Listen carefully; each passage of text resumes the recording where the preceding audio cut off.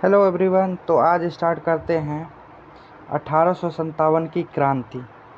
तो 1857 की क्रांति ये 100 वर्ष पूरे हो गए थे। 1857 की क्रांति 100 वर्ष पहले ये कौन सा युद्ध 23 जून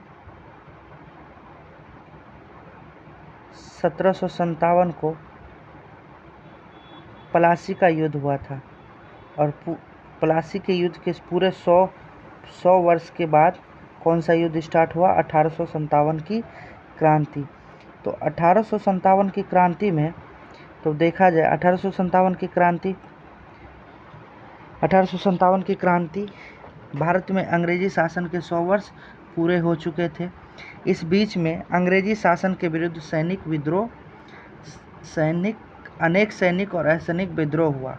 तो जैसे कि देखते हैं कौन कौन सा विद्रोह हुआ है। एक मिनट पर तो देखते हैं पहला विद्रोह कौन सा हुआ था। 1806 में केरल में वेलूर विद्रोह हुआ था। कौन सा विद्रोह हुआ था? वेलूर विद्रोह 1806।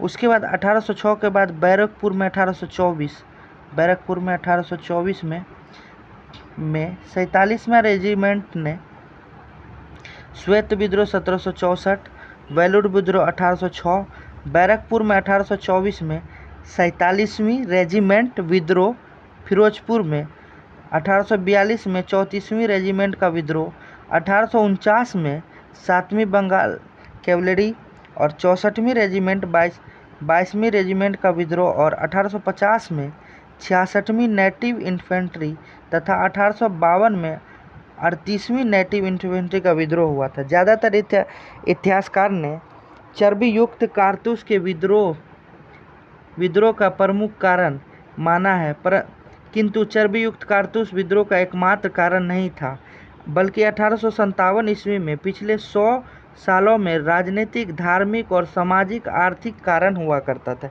जैसे राजनीतिक कारण में वेलेजली की सहायक संधि और डलहौजी का व्यपगत का सिद्धांत, जिसे डॉक्ट्रिन ऑफ लैप्स भी बोला गया था, डॉक्ट्रिन ऑफ लैप्स। और था प्रशासनिक एवं सैनिक कारण में भारतीय को प्रशासन में उच्च पदों से वंचित करना और सेना में सुविधार ऊंचे प्रधान पद नहीं। यानी इसमें क्या था कि प्रशासनिक सैनिक कारण में कि भारतीय सेना को उच्च पदों पे से वंचित रखा गया था और सूबे में ऊंचे पद के प्रदान नहीं किया था। डलहौजी डाकघर अधिनियम 1854 में आया था और सैनिकों को निःशुल्क डाक बंद कर दिया था।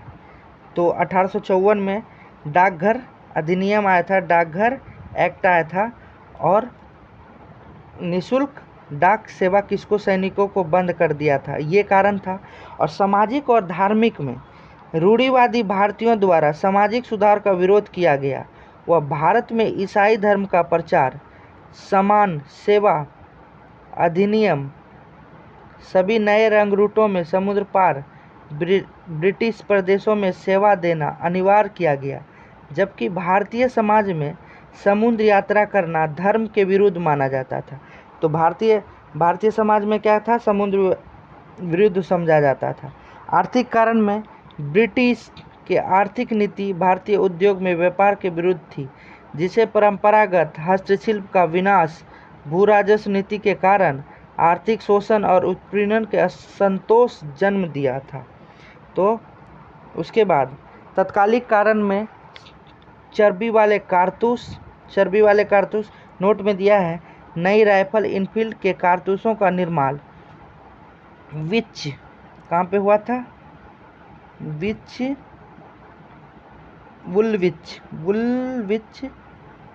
वुलविच आर्सेनल का मतलब होता है आर्सेनल में हुआ करता था। और इसका भारत में उत्पादन व प्रशिक्षण कहाँ था? अम्बाला, दमदम और सियालकोट। तो ये जो चर्बी वाली कारतूस का जो परीक्षण भारत में होता था, अम्बाला, दमदम और सियालकोट। कहाँ पे? अम्बाला, दमदम और सियालकोट। और इसका कहाँ पे था? वुलविच आर्सेनल, लंदन में इसका कारखाना था। और भारत में प्रशिक्षण के लिए प्रमुख केंद्र 3 जगह था, अम्बाला, दमदम और सियालकोट। 29 मार्च 1857 में मंगल पांडे नामक 34वां बंगाल नेटिव इन्फेंट्री BN1, कौन सा BN1 का सैनिक था? तो मंगल पांडे किसका सैनिक था? 34वीं बंगाल नेटिव इन्फेंट्री का सैनिक था। BN1 सैनिक ने बैरकपुर छावनी में गाय एवं सूअर के चर्बी मिले कारतूसों को मुंह से काटने से स्पष्ट मना करने से उसे गिरफ्तार कर 8 अप्रैल 1857 को फांसी दी गई थी। 29 मंगल कब फांसी दी गई थी? 8 अप्रैल 1857 को। उसके साथ कौन थे? ईश्वरी पांडे को भी मंगल पांडे की मदद करने के आरोप में उसे फांसी दी गया। तो स्टार्ट हुआ कहाँ से? 10 मई 1857 में मेरठ के पैदल टुकड़ी 20 नेटिव इन्फेंट्री द्वारा 1857 ईस्वी की क्रांति का आरंभ हुआ। विद्रोही में समयावधि में भारत का गवर्नर लॉर्ड कैनिंग और इंग्लैंड के PM कौन थे? लॉर्ड पामस्टन, जिसका नाम था हेनरी जॉन टेम्पल। तो इंग्लैंड में कौन सा था? कौन PM थे? तो लॉर्ड पामस्टन। और भारत में कौन थे?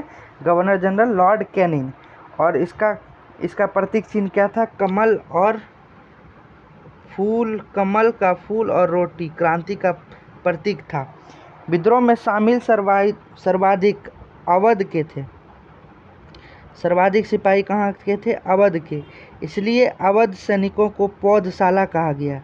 किसके सैनिकों को पौधशाला कहा गया था? अवध सैनिकों को पौधशाला। तो विद्रोह में सर्वाधिक सिपाही कहाँ से थे? अवध से थे। कहाँ से? अवध से। 1857 की क्रांति में ब्रिटेन की महारानी कौन थी? विक्टोरिया। कौन सी? विक्टोरिया। और 1857 के समय कंपनी का अध्यक्ष कौन था? मैगल्स। कौन सा? कंपनी का अध्यक्ष मैगल्स। और शास्त्रागार का अध्यक्ष था लॉर्ड विलोबी। शास्त्रागार का अध्यक्ष लॉर्ड विलोबी। और सेनापति था जॉर्ज एनिसन। सेनापति जॉर्ज एनिसन था। कौन था? जॉर्ज एनिसन था।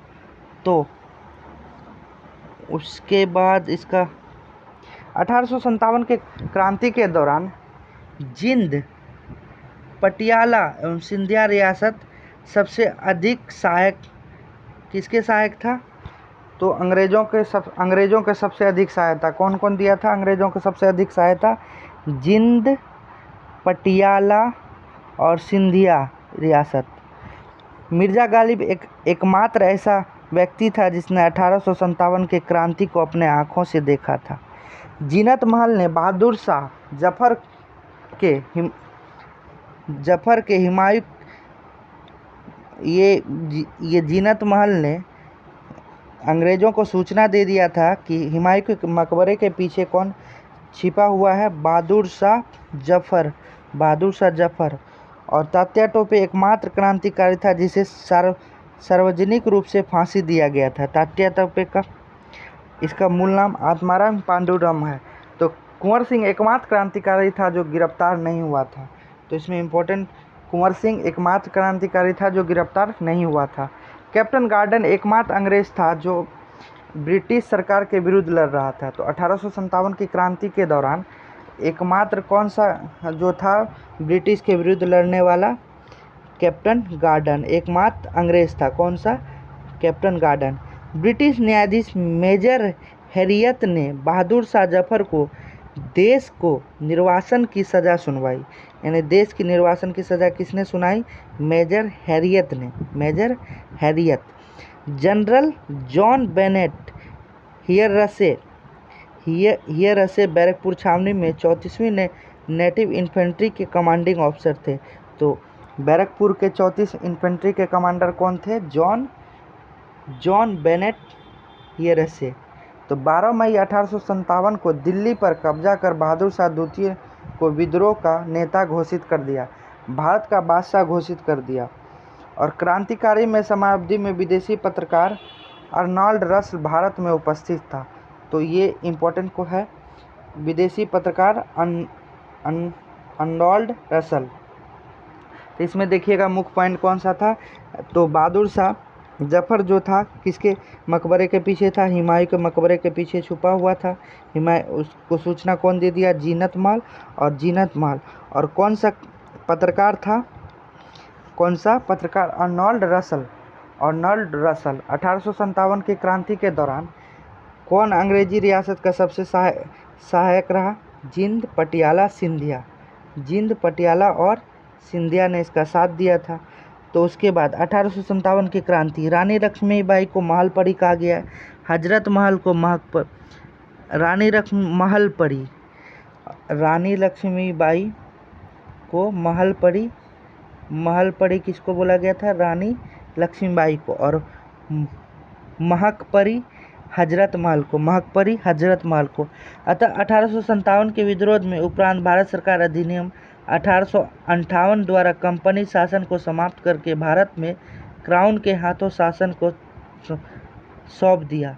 तो 1857 की क्रांति का प्रमुख केंद्र, जैसे दिल्ली से लड़ा कौन था? बहादुर शाह जफर और बख्त खां। दिल्ली से कौन लड़ा था? बहादुर शाह जफर और बख्त खां।